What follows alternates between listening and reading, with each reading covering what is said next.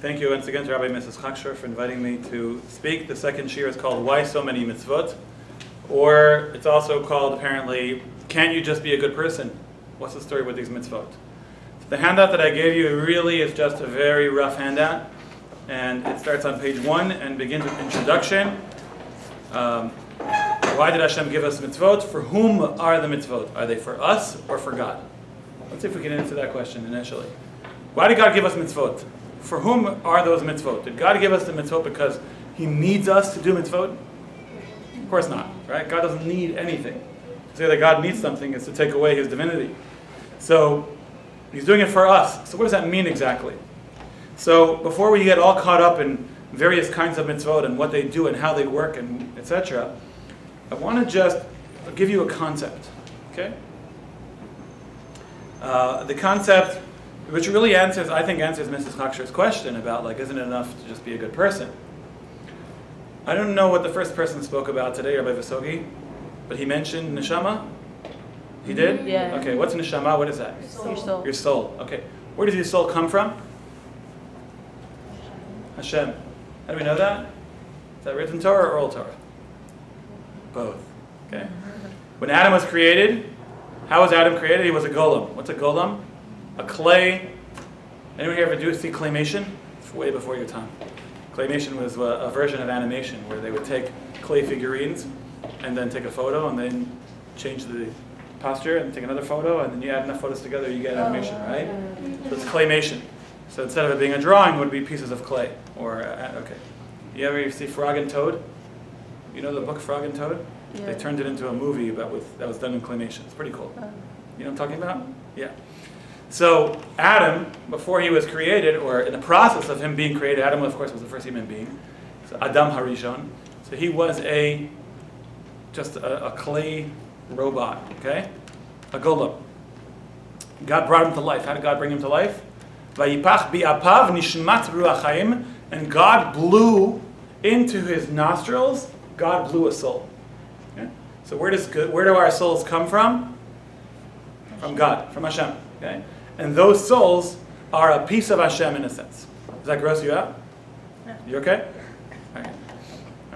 So vayipach bi'apav nishmat ruach chaim. Those souls come from Hashem. Hashem blew life into us the same way He blew life into Adam. And my wife is expecting Bezrat Hashem in August. So at some point in the process of the baby being born, or even prior to that, so it's not just a physical body, it's also a soul. Okay? And the soul is very, very important. So who created us? Hashem. God created us. God created us utilizing, there are two aspects of us, our bodies and our souls. What's going on? You okay? Yeah. Good. So our bodies and our souls.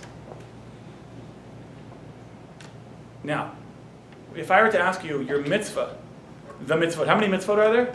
613. And how many are relevant today? Not all of them. But we'll talk about that too, okay? A couple hundred of them are relevant today. Not all 613. So, God created the soul, and He created you, the human being. He created you with a purpose, right? Isn't that what the first guy spoke about? Yeah. Right. So now, let me put it like this, okay? The purpose that you're here for, your mission in life, is for you to activate your body or activate your soul? Your soul. Your body is simply a kli, is simply a vessel by which the neshama, the soul, works, isn't it? What happens when you have a soul without a body? You're dead. Right, exactly. If you have a soul without a body, so you have a dead body. And the body is simply the way that the soul manifests itself in the world. Right? A body is commanded, a soul is commanded to put on tefillin, but it needs a body to put the tefillin onto. Right? A woman, really men too, are commanded to light Shabbat candles, right? But the soul can't do it without the body. The body, though, by itself is not necessarily a meaningful entity. It's only that the soul gives meaning to the body. Does that make sense? Yeah. Okay. So now, in order for you to give the most meaning to your soul, you have to, what do you got to do? You have to figure out what's the soul here for. Isn't that correct? But that was what he spoke about. It's not what I want to talk about. I want to put it very simply. Okay? Very simply, but also very deeply.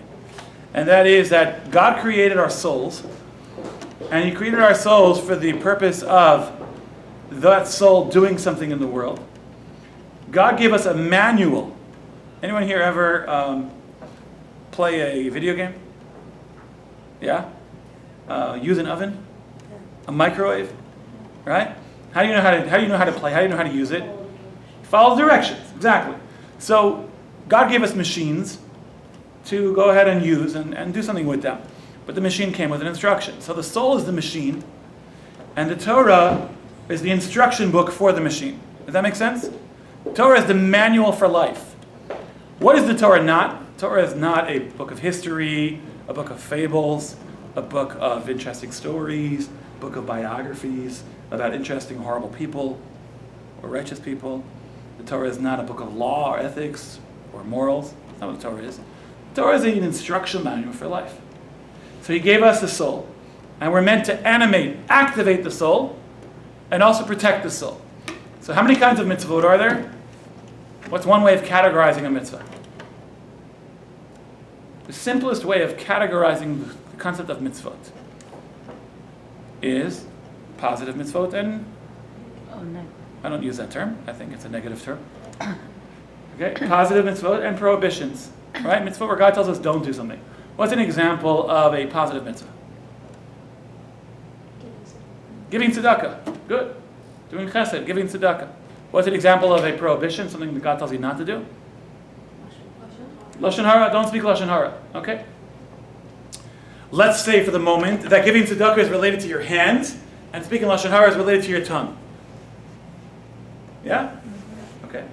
So now, you want to perfect the aspect of your neshama that's connected to your hands, what do you got to do? Give tzedakah. Right? You want to bring life, this is kind of a Kabbalistic sort of idea, okay? You want to animate, you want to bring life to the spiritual being that you are, that's made up, that looks like you, and has fingers and toes and hands and a heart and brain and everything else that a person has, right?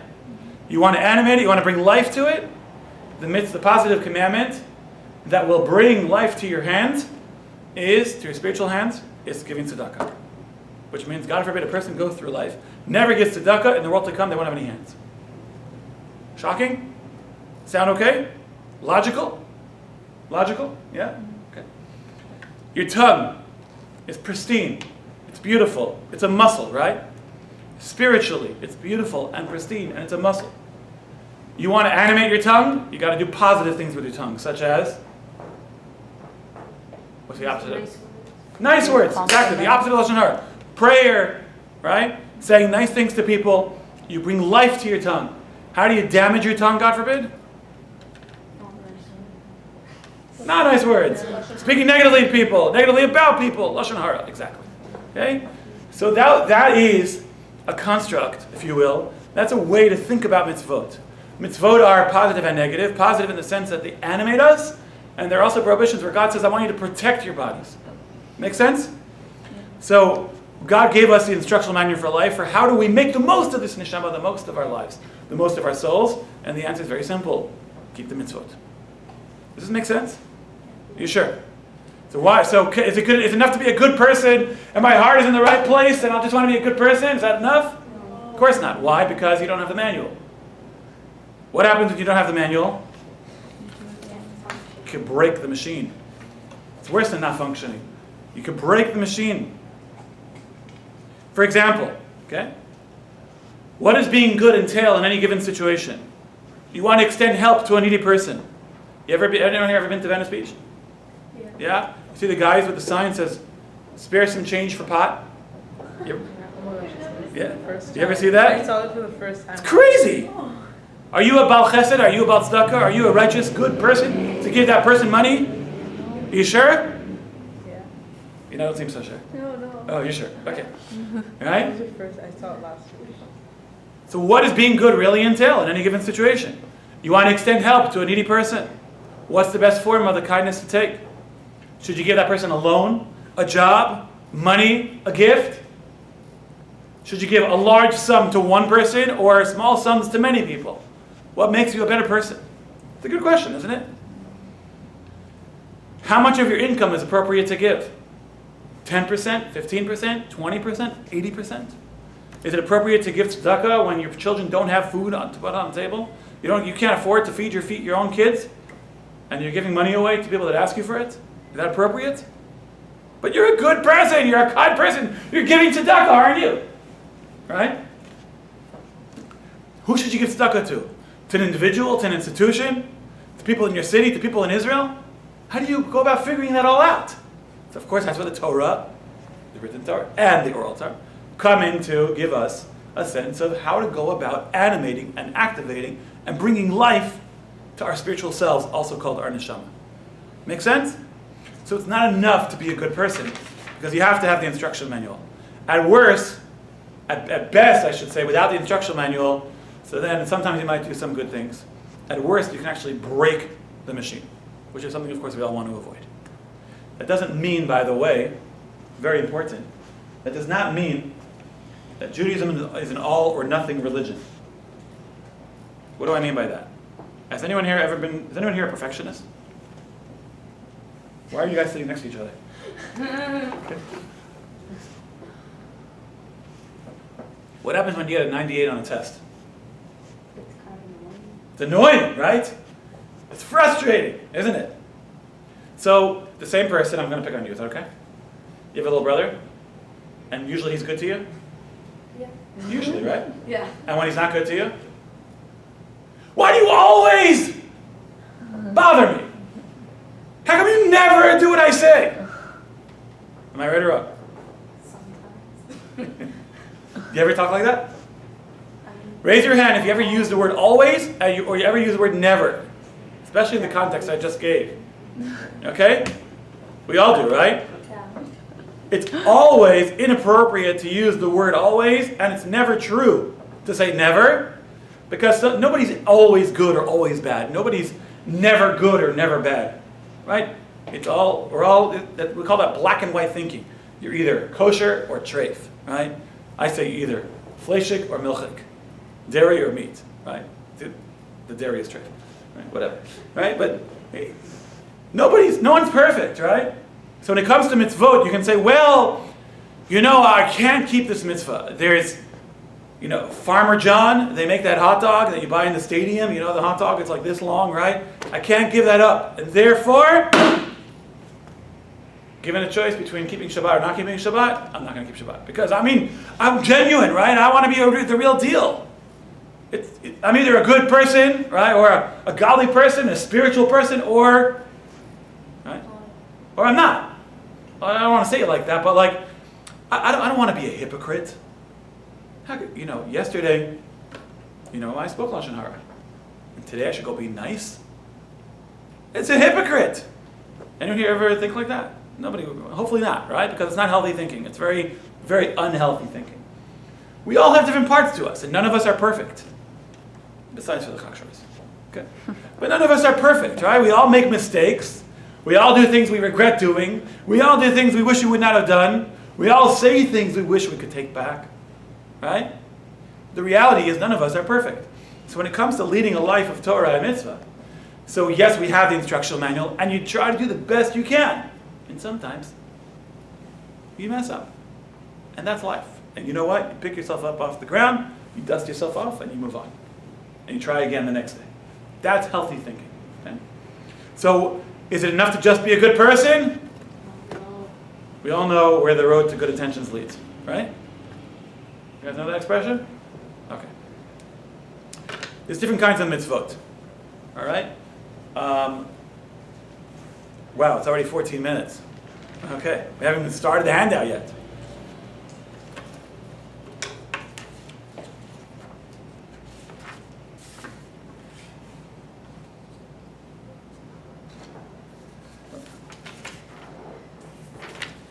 I gotta figure out what I want to say.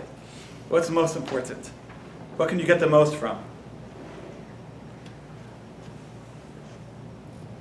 Okay, go down to where it says, walking in God's ways. It's about halfway down page 1.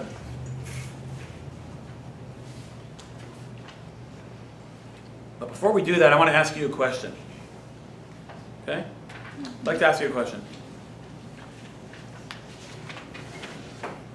Would you all agree that this stender, this podium, is close to me? Okay? What makes it close to me? The distance. Distance, right? Physical proximity. It's near to me, or it's distant from me, or it's more distant from me, right? The closer I get to it, the closer it is to me. Physical proximity, it's nearby me, right? So when you talk about two objects, how close they are to each other depends on how distant they are from each other. Does that make sense? What about spiritually? You ever hear the expression being close with God? Having a relationship with God? I'm sure Rabbi Chaksher has covered this. This is classic Ali Shor. Right? What about God? How can one be close to God? Or Torah, or Mitzvoth, or anything like that? What do you say? Through prayer. Through prayer? Good. Anybody else? What does it mean to be close to God? So to be close to a physical object is distance, right? Or closeness. To be close to someone or something spiritual, it's going to be different, right? What's your name again? Rachel. Rachel is suggesting that it's through prayer. Anybody else have another idea? How do you be close to something spiritual? The answer is to be like them. What does that mean, to be like them? Not like as in Valley Girl like, but to be similar to them. How does one be similar? Take a look. Halfway down the first page. Walking in God's ways is understood as the underlying rationale for every one of the commandments. In order to have as complete relationship with Hashem as possible, we are meant to be as God-like as possible. This is done by acting as God acts, inculcating within ourselves the attributes of God. What does this mean in English? The same way God is one way, we should try to be that way as well. God is merciful and kind, slow to anger, etc. We can be those things as well. I want to be close to you physically, so then I need to be close to you physically. I want to be close to you spiritually, then I want to be like you and similar to you. That make sense? It's a neat concept. It's very, very interesting. Okay, there's a great story with a guy by the name of Tornus Rufus. Tornus Rufus was a Roman general or governor, and he had a relationship with Rabbi Akiva. Rabbi Akiva is a famous sage who was unfortunately killed by the Romans, and a very sad story. You read about it on Tisha B'Av. And Rabbi Akiva was asked by Tornus Rufus, tell me something, who's greater? Whose deeds are greater? Are man's deeds greater or God's deeds greater? Whose actions are better, man's or God's? What do you think Rabbi Akiva, who was a Talmid Chacham and a scholar and a righteous person, what do you think he answered? In the white jacket, I forgot your name. What's your name? What's your name? Allison. What do you think Rabbi Akiva answered? What do you think? Don't look. What do you think? What's the question? Okay, question is, who's better? Your actions or God's actions? What do you think is the answer to that question? God's action. Of course you think the answer is God's action. Raise your hand if you think that Allison is right. Raise your hand if you think Allison is wrong. Rabbi Chaksher? What do you say? Allison is not only wrong, she's really wrong. Right? I don't blame you, it's okay. I set you up. I also would have thought like you think. I mean, I knew that that wasn't the right answer, but then I would feel wrong saying the other one. Okay. Rabbi Akiva went over to this guy and he showed him a kernel of wheat in one hand. Let's pretend this is a kernel of wheat. And a loaf of bread in the other hand. Okay? Let's pretend it's a loaf of bread. And he said to him, tell me, Tornus Rufus, what's better? God's actions, the wheat, because God created the wheat, or bread, which is created by man? And what's the answer? Of course the bread is better. What are you going to do with the kernel of wheat? Chew it. Spit it out. Doesn't give you any nutrition, right? Or very, very minimal. You guys can tell me later how much nutrition it gives. I have no idea. Okay? The point is that, why did Tornus Rufus even make such a presentation, Allison? What was he trying to get at over here? He's trying to get at something very, very similar. Very, very simple. That's how you become close with God, because you're trying to be like. Hold on a second. Wait, what was that again? Tornus Rufus says, you know, you guys, you cruel Jews, Rabbi Chaksher, do you know what he does? You know how cruel he is? Do you know that he goes over to babies with a knife and he cuts them in a very sensitive area? Right? Hopefully you should have one every single day. It's called a Brit Milah, right? God created us with men with an orla, with a foreskin. Comes along man and cuts it off. What's better? Man's actions or God's actions? What's the lesson of the Brit Milah? The lesson of the Brit Milah is simple. Said Rabbi Akiva to Torah Rufus. God created us imperfect. And He wants us to perfect ourselves. That's the purpose of the mitzvah. The purpose of the mitzvah is for you, for me, for everybody here to perfect ourselves. To make us whole with a W and holy with an H. Right? That's the purpose of the mitzvah. That's what Rabbi Akiva was telling Torah Rufus. Imagine.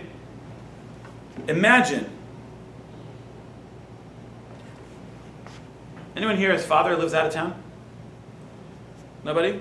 Imagine your father lives in a place called London, Ontario. My daughter just got on an airplane right now. My wife just texted me. She got on. Baruch Hashem. She's on her way to Toronto. Okay? Now, my daughter's going to Toronto, but imagine I thought she was going to London. Okay? And how do we want to say this? Let's say it a little bit different, okay? Imagine my daughter is in Toronto, Ontario, and I believe she's there. And I know she's there. And I feel like she's there. But I don't call her. I don't answer her calls. I don't write her, text her, or email her, nor do I respond to her letters, faxes, emails, text messages. Right? So, it's because I have no connection with her, God forbid. I have no relationship with her, God forbid. Right? So when I keep the manual, when I stick to that manual, it enables me to be connected to God in the way that He told me to be connected to Him. The word mitzvah is related to the word tzavta, which means connection. It means connection. And that's how we connect to the Creator of the universe. In a nutshell, a mitzvah is about following the instruction manual that God gave us to be connected to Him. And on a deeper level, and maybe we'll end here because, again, this is a kind of shir of pages and pages of notes, but the basic idea is that the Torah perfects us. It cleanses us. It restores our souls. It enables us to connect to God, to be similar to God. That's what the mitzvot are here for. And the prohibitions, when God says don't do something, because God, who's the one who designed our soul, knows what's going to damage it. So He's saying, keep it pristine, keep it whole, don't damage it. And when we keep the mitzvot and we protect ourselves from not doing things we should not be doing, so then we are creating and utilizing our neshama in the best way possible. We should all be zocheh be'ezras Hashem. We should all merit leading lives of Torah and mitzvot. We should also merit that when we make mistakes, take a deep breath, recover, move on, and do even better the next day. Thank you very much for listening, and thank you for coming.